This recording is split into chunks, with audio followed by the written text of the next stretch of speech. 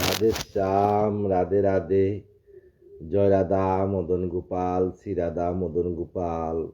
আজ আমরা আলোচনা করব ভাগবতের নবম স্কন্ধ হরিশ্চন্দ্রের উপাখ্যান।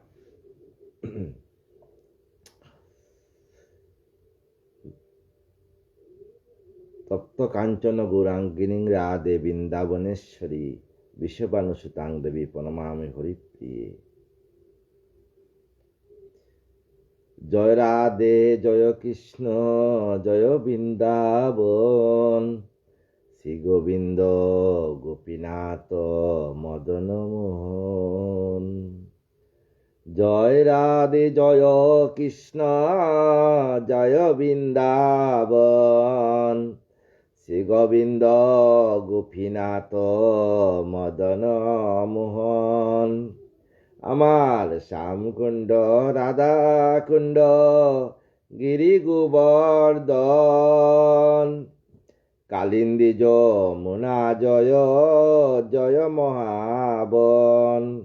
জয় রাধা, জয় কৃষ্ণ, জয় বৃন্দাবন, শ্রী গোবিন্দ গোপীনাথ মদন মোহন। কেশিঘাট বংশীবট দ্বাদশ কানন, যারা সব লীলা কইল শ্রীনন্দনন্দন। জয় রাধে, জয় কৃষ্ণ, জয় বৃন্দাবন, শ্রী গোবিন্দ গোপীনাথ মদন মোহন। শ্রীনন্দ সদা জয় জয় গোপগণ, শ্রীদামাদি জয় জয় জয় ধেনুবৎসগণ। জয় রাধা, জয় কৃষ্ণ, জয় বৃন্দাবন, শ্রী গোবিন্দ গোপীনাথ মদন মোহন। জয় বিশ্ববানু জয় কীর্তিদা সুন্দরী, জয় পৌর্ণমাসী জয় আবির নগরী। জয় রাধা, জয় কৃষ্ণ, জয় বৃন্দাবন, শ্রী গোবিন্দ গোপীনাথ মদন মোহন। জয় জয় গোপীশ্বর বৃন্দাবন মাজ, জয় জয় কৃষ্ণ সখা বটুদ্বিজ রাজ। জয় রাধা, জয় কৃষ্ণ, জয় বৃন্দাবন, শ্রী গোবিন্দ গোপীনাথ মদন মোহন। জয় ঘাট রাম জয় রোহিণী নন্দন, জয় জয় বৃন্দাবন বাসী যত জন। জয় রাধা, জয় কৃষ্ণ, জয় বৃন্দাবন, শ্রী গোবিন্দ গোপীনাথ মদন মোহন। জয় জয় জয় পূর্ণম, জয় জয় গোপীশ্বর বৃন্দাবন মাজ, জয় জয় কৃষ্ণ সখা বটুদ্বিজ রাজ। জয় জয় বৃন্দাবন বাসী যত গজন, জয় জয় কৃষ্ণ সখা বটু নাগকন্যাগণ। ভক্তিতে যাহারা পাইল গোবিন্দ চরণ। জয় রাধা, জয় কৃষ্ণ, জয় বৃন্দাবন, শ্রী গোবিন্দ গোপীনাথ মদন মোহন। জয় রাধা, জয় কৃষ্ণ, জয় বৃন্দাবন, শ্রী গোবিন্দ গোপীনাথ মদন মোহন। জয় রাধে, জয় রাধে, জয় রাধে, রাধে শ্যাম, রাধে রাধে। শ্রীমদ্ ভাগবত নবম স্কন্ধ পঞ্চম অধ্যায় হরিশ্চন্দ্রের উপাখ্যান। সুখদেব কহিলেন, শুনো মহারাজ, আরো কিছু কথা আমি কহি তোমাজ। সত্যব্রত নামে এক ছিল নরপতি, ত্রিশঙ্কু নামেতে পুত্র খ্যাত তার অতি। পিতার শাপেতে তিনি হলেন চণ্ডাল, এইরূপে হীনভাবে রণ বহুকাল। অনন্তর বিশ্বামিত্র মুনির কৃপায় সশরীরে সত্যব্রত স্বর্গধামে যায়। অদ্যাবতী সত্যব্রত ত্রিশঙ্ক নামেতে বিরাজ করেন সদা আকাশ ধামেতে। দেবতারা অদসীরা করেন তাহারে, বিশ্বামিত্র সবলে রাখেন ত্রিশঙ্কুরে। তার হেতু পক্ষীরূপে বিশ্বামিত্র মুনি বশিষ্ঠর সহযুদ্ধ করেন আপনি। অপুত্র হরিশ্চন্দ্র নারদ আদেশে পুত্র বল লাগি যায় বরুণের পাশে। পুত্র বলি দিয়া যজ্ঞ করিবে রাজন, এত বলি বরুণের লইল শরণ। বরুণের বলে তার এক পুত্র হয়, রোহিত নামেতে তার হয় পরিচয়। বরুণ কহিল তবে শুনহ রাজন, পুত্র বলি দিয়া কর যজ্ঞ সম্পাদন। রাজা বলে 10 দিন যদি নাই যায়, পবিত্র না হবে পুত্র তাকে অপেক্ষায়। 10 দিন হলে গত বরুণ কহিল, এইবার যজ্ঞ কর পুত্রপুত হল। হরিশ্চন্দ্র বলে এবে শুনহ দেবতা, দন্তনা উঠিলে এর কুতা পতিব্রতা। দন্তগম হবে যবে বরুণ বলিল, এইবার নিপতব বাঞ্ছাপূর্ণ হল। পুত্র বলি দিয়া কর যজ্ঞ অনুষ্ঠান, নিপ বলে পবিত্রতা কুতা মতিমান। দন্তনা পড়িলে পুত্র পবিত্র না হয়, তাই বলি যজ্ঞ নয় অবৈধ মহাশয়। পরে সেই দন্ত আরো উঠিল নতুন, যজ্ঞ কর অনুষ্ঠান করিল বরুণ। নিপ বলে কর্ম যবে করে পরিদান, পবিত্র হইবে তবে সুনমতিমান। পুত্রপতি অনুরাগ নিপ এই ভাবে, বঞ্চিতে লাগিল দেবে নানাবিধ ভাবে।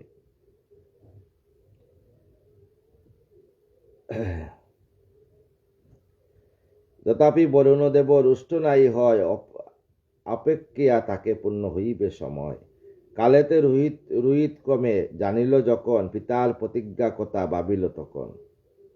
প্রাণরক্ষা লাগি তবে লহে ধনুর বাণ, বনের উদ্দেশ্যে যায় নিপের সন্তান। সেই কালে হরিশ্চন্দ্র বরুণর প্রভাবে আক্রান্ত হইল ক্রমে পরিপূর্ণভাবে। উদরেতে জল তার হইল সঞ্চয়, ক্রমে হইল স্ফীত হয় অতিশয়। বনেতে তাকিয়া পুত্র এই কথা শুনে, গৃহেতে ফিরিতে চায়ে তবে চায়ে মনে মনে। ইন্দ্র আসি রোহিতের করে নিবারণ, বলিল প্রথমে কর তীর্থের সেবন। তীর্থ সেবা শেষ করি বিশ্ব পর্যটন, তবে তো হইবে তব আকাঙ্ক্ষা পূরণ। এত শুনি নিপসুত 1টি বছর, বনেতে করিল বাস প্রফুল্ল অন্তর। বর্ষ অন্তে যতবার ফিরিবারে চায়, ইন্দ্র আসি বাধা দে নানা ছলনায়। বৃদ্ধ ব্রাহ্মণের বেশ করিয়া ধারণ, 5 বর্ষ অন্তে আসি করিল বারণ। 6ষ্ঠ বর্ষ বনমধ্যে করিয়া বসতি, রোহিত চলিল তবে স্বীয় গৃহপতি। অজিগর্ত সহপতি হলদরসন, তার কাছে করে ক্রয় মধ্যমনন্দন। সুনশেপ নাম তার লইয়া তাহারে পিতৃহস্তে সমর্পিল যজ্ঞ করিবারে। মহাদশা হরিশ্চন্দ্র তাহার কাহিনী, সকলে কীর্তন করে সবে গুণমণি। সুনম শেপ মাংসে যজ্ঞ করে মতিমান, করিলেন বরুণের সন্তুষ্ট বিধান। বরুণ করেন তার উদর মোচন, বিশ্বামিত্র হোতা যজ্ঞে অন্নমুনিগণ। অধৈর্য উদগতা সবে যজ্ঞ সমাপিল, হরিশ্চন্দ্র ইন্দ্র এক রথ সমাপিল। তার সত্য ধৈর্য আদি করিয়া দর্শন, বিশ্বামিত্র অতিশয় আনন্দিত হন। অনন্তর নিপতিরে মুনি মহাপ্রাণ, দান করিলেন সুখে পরে পরমার্থ জ্ঞান। এইরূপে নিজবাঞ্ছা করিয়া পূরণ, হরিশ্চন্দ্র তাকে সুখে লয়ে পুত্রদন। সুবোধ রচিল গীত অমৃত সমান, বুকে যেন যায় পাতে ত্যাগের সন্ধান। হরিশ্চন্দ্র রাজা খুব ধর্মপ্রাণ রাজা ছিলেন, রাজা হরিশ্চন্দ্র। আপনারা যদি কাশীতে যান, কাশী বিশ্বনাথ মন্দিরে আজও হরিশ্চন্দ্রের ঘাট বিরাজমান, যেখানে হরিশ্চন্দ্র চণ্ডাল রূপে সেখানে বিরাজ করছিলেন। হরিশ্চন্দ্র রাজা, উনার পুত্র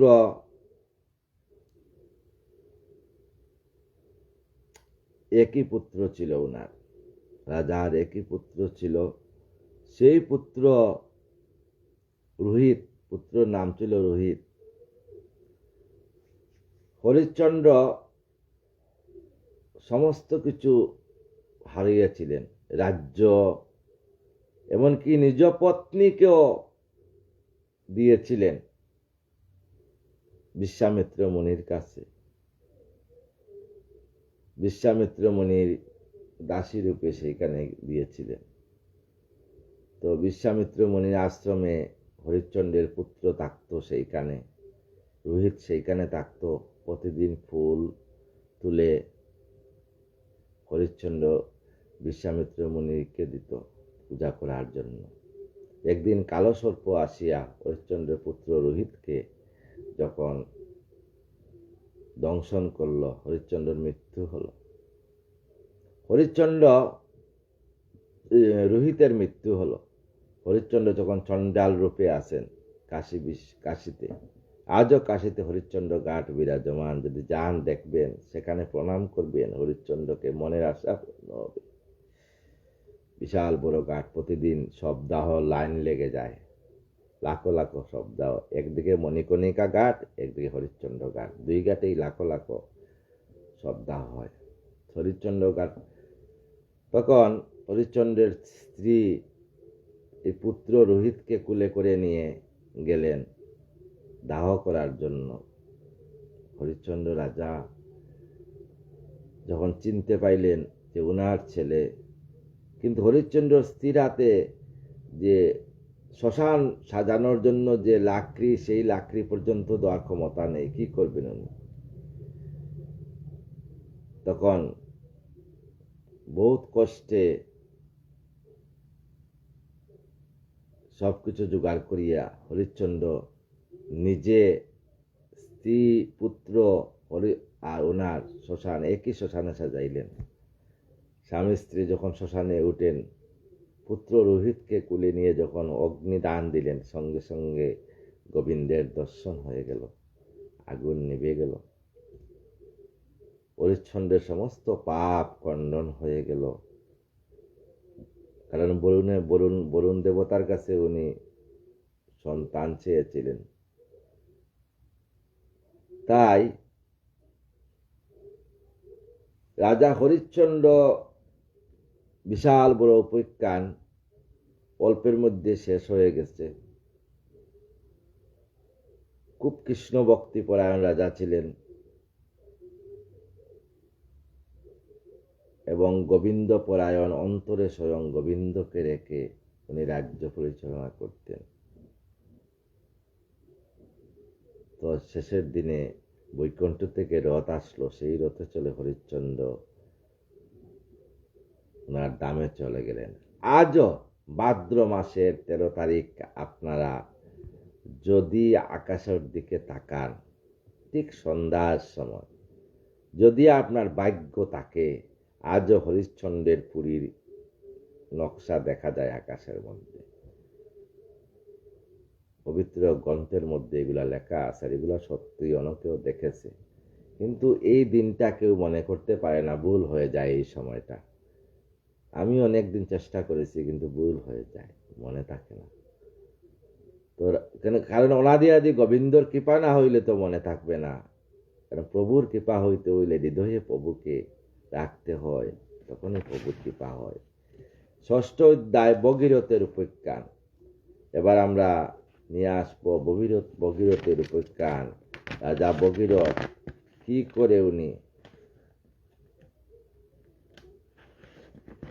করে রাজা ভগীরথ গঙ্গাকে নিয়ে আসলেন, বিশাল বড় উপাখ্যান। আস্তে আস্তে আমরা যাব। সুতকন ঋষিগণ করি সম্বোধন, অপূর্ব হরিলীলা কর শ্রবণ। সুখদেব কন শুন পাণ্ডু বংশধর, ভক্তের মহিমা এবে করো গোচর। আরো এক ভক্তের মহিমা গোচর করো, জানো। সগর নামেতে ছিল ধরণী ঈশ্বর, মনে মনে মত সেই পবিত্র গোচর। মনে মানে মত্ত সেই সর্বত্র গোচর ছিল সগর রাজা। সহস্রক ষষ্ঠী তার আচিল তো নয়, অহংকারে মগ্ন হয়ে বস্ম সবে হয়। ওনার ছেলেরা অহংকারে মগ্ন হয়ে বস্য হয়ে গিয়েছিল। অবশেষে তার বংশে এক ভক্ত জন জন্মিয়া উদ্ধার করে নিপসুতগণ। রাজা কয়ে কহ গুরু এহেন আজ্ঞান, কোন সে বক্ত হয় কেমন বিধান। সে কেমন বক্ত, কিভাবে ভগীরথের গঙ্গাকে পৃথিবীতে নিয়ে আসছিল। রাজারও বচন শুনি সুকমুনি বর, কহিলেন পুনর্বার বাণী পূর্ণ কর। সূর্যবংশে ছিল নিপ বাহক নামেতে, মহামানী রাজা ছিল এই বিশ্ব দামেতে। বাঙ্গিতে তাহারও গর্ব সর্বশত্রুগণ, করিলেন নিপস এক মহারণ। সেই মহারণের নিপ হয়ে পরাজয়, অরণ্য মুনির গৃহে লইল আশ্রয়। বহু পত্নী সঙ্গে করি রাজা মহাশয়, রাজ্য তেজি বনমাঝে পালন নিশ্চয়। অর্ব নামে মহামুনি সর্বশাস্ত্র মতি, রাজারে বুঝায়ে তারে রাখেন সংহতি। রাজ্যবৃত্ত নাশে রাজা হয়ে ক্ষুব্ধ মন, সগর্বা রাখিয়া পত্নী তেজেন জীবন। সসত্তা মহিষী তবে স্বামীর সহিত, সমরণে যেতে হইল স্ফীত। অর্বত তারে বাধা দিয়া পরম যতনে, আপন কুটিরে রাখে রমণী রতনে। সপত্নী যত্ন দেখি হিংসা পর হয়ে, গর্ভকালে সপত্নীরা বিষ দিল লয়ে। মুনির তেজেতে গর্ব না হয় বিনাশ, বিশ্বসহ পুত্র তবে হইল প্রকাশ। সেই কালে নাম তার হইল সগর, ক্রমে ক্রমে হইলেন ধরণীর ঈশ্বর। তবে সিদ্ধ অর্বঋষি জ্ঞাত ধনুর বেদ, প্রস্তুত করিয়া তিনি নানা শাস্ত্র বেদ উনি এই সগ রাজাকে শিখাইলেন, ভগীরথকে শিখাইলেন। মায়া বলে শাস্ত্র সেনা সংগ্রহ করিয়া, শত্রুগণে তিনি রাজ্য লইল হেরিয়া। তালজঙ্গ শখ তার হৈরস বর্বর, যবনাদি গর্বচূর্ণ করিল সগর। ঐর্বানন নামেকে এত অস্ত্র মহাবল, কার সাধ্য অগ্নি দেখি না হয় চঞ্চল। অগ্নি অস্ত্র বলে নিপ জিনিয়া ধরণী, আপনি হইলেন নিপশিরমণি। অবশেষে চক্রবর্তী হইবার তরে, অশ্বমেধ যজ্ঞ ইচ্ছা করিল অন্তরে। দুই রানী ছিল তার, কেশিনী সুমতি, সুমতির পুত্রগণ দীপ্তিমান অতি। ধনবৃত্তি কীর্তিযশে পুরিয়া সংসার, সহস্রক 60 পুত্র জন্মিল তাহার। সকলেই বীর্যমান মত্তহংকারে, বাহিরিল অশ্বলয়ে বিশ্ব জিনিবারে। একত সগর পুত্র সবে বীর্যবান, কেহ নাই ধরে অস্ত্র অশ্ব শত্রু কম্পমান। অবাধ করিয়া নিপ যজ্ঞ সমাপন, পাইলেন ইন্দ্রসম সংসারে পূজন। যাহার প্রতাপে বিশ্ব কাপে তরতর, শত্রুসৈন্য হয় সেই ধরণী ঈশ্বর। ম্লেচ্ছগণে দড়ি আনে সেই নিপবর, সবলে মুরায়েছি তারারও সত্তর। এইরূপে প্রতাপেতে শাসী সর্বজন, ইচ্ছিলেন আধিপত্য সবার শাসন। এই ইচ্ছা দেখি ইন্দ্র করিয়া মনন, গোপনে যজ্ঞেরস্য করিল হরণ। সেই অহংকার হরি নাসিবার তরে, ইন্দ্র হয়ে যজ্ঞ অশ্ব রাখিলেন ধরে। বিষণ পাতালপুরী নাহির বিশসী, কপিল রূপেতে হরি যথারণ বসি। সেই স্থানে অশ্ববরে রাখিলেন হরি, কার সাধ্য সেতা হতে অশ্ব আনে দড়ি। বিষ্ণুর শরীর তেজ অখণ্ড নিশ্চয়, অশ্ব লাখি পুত্রগণ ভ্রমে বিশ্বময়। বিশ্বে নাই হেরি অশ্ব যায় স্বর্গপুরে, তথাপি না পায় অশ্ব সন্ধান প্রচুর। পুনশ্চ করিল সবে একত্র মনন, পাতাল লুকায় অশ্ব কোন দূরজন। দেখিব কোথায় রাখে কার এত বল, এত বলি সবে মিলি করিল খনন। খননে গেরিল অম্বু এই ত্রিভুবন, সগরের পুত্র হতে অম্বুর উদয়। সাগর নামেতে আজি বিশ্বকে এত হয়, এহেন বীর্যের তেজে এত অহংকার। কেউ বুঝিবায় না রে হরি মায়াবার, কেউ বুঝতে পারে না হরির যে তো মায়া। কতকাল সবে মিলি করিয়া কনন, পাইল উত্তর দ্বার পাতালে তখন। পাতালে প্রবেশী সবে করে নিরীক্ষণ, যজ্ঞের কুটক তথা রয়েছে বন্ধন। অশ্বের সমীপে আসে এক ঋষিবর, অঙ্গের জ্যোতিতে পূর্ণ পাতাল নগর। ঋষিরূপে ভগবান রণ দর্পহারী, সগরের পুত্রগণ চিনিতে না পারি। অহংকার বলে সবে, তারে কুবচন, কোথায় বন্ড তুমি বল হয়ে এখন। পৃথিবীর অধিপতি সগর নিপতি, আমরা সকলে হই তাহারও সন্ততি। সগরের ছেলেরা বলল যে আমরা তার সন্তান। অসমের যজ্ঞ লাগি বিশ্ব যিনিবারে, আনিয়াছি এই অশ্ব দর্প সহকারে। তুমি তো সামান্য ঋষি, কি সাধ্য তোমার, আনিয়াছ এই অশ্ব পাতাল মাজার। অহংকার কিসের, অহংকারে ধ্বংস হয়ে যায়। এত বলি সবে যায় মারিতে তাহারে, চেতন লইয়া মুনি দেখিল সবারে। দেখিবা মাত্রতে সবে হল বস্পাকার, সবে দগ্ধীভূত হয়ে অগ্নিতেজ তার। সবাই তেজ হয়ে দ্রুত আসি এ সংবাদ দিলেন রাজায়, রাজা শুনি মোহপ্রাপ্ত হলেন তথায়। জনক জননী কাঁদে করি হাহাকার, যজ্ঞসাঙ্গ না হইল পাপেতে সঞ্চার। অমঞ্জন নামেতে এক কেশিনী তনয়, তার পুত্র আংশমান এই পরিচয়। সগরের এই পৌত্র সর্বগুণাদার, কুলশীল রূপে গুণে অতি সদাচার। আজীবন ছিল সার হরিপতি মন, করিল রাজার যজ্ঞ সেই সমাপন। ভক্তি তেজে তেজি সেই রাজার প্রতিজ্ঞা করিল যজ্ঞ করিতে উদ্ধার।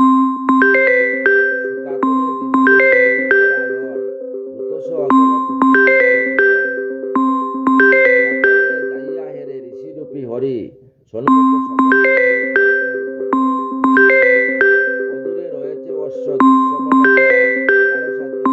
সেই ঋষি কলে বর। কুটি শশী সমকান্তি তপন সমান, রবি শশী এক অঙ্গে যেন বর্তমান। ঋষিরে নেহারি তবে অংশুমান কয়, প্রণমী গ তব পথে দাস তব রয়।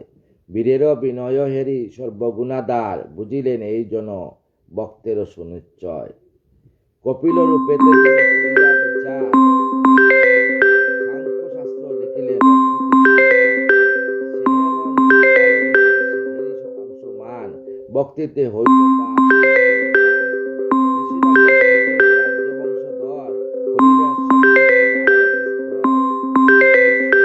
ঈশ্বর তুমি ধরমুনি বর, দেহধারী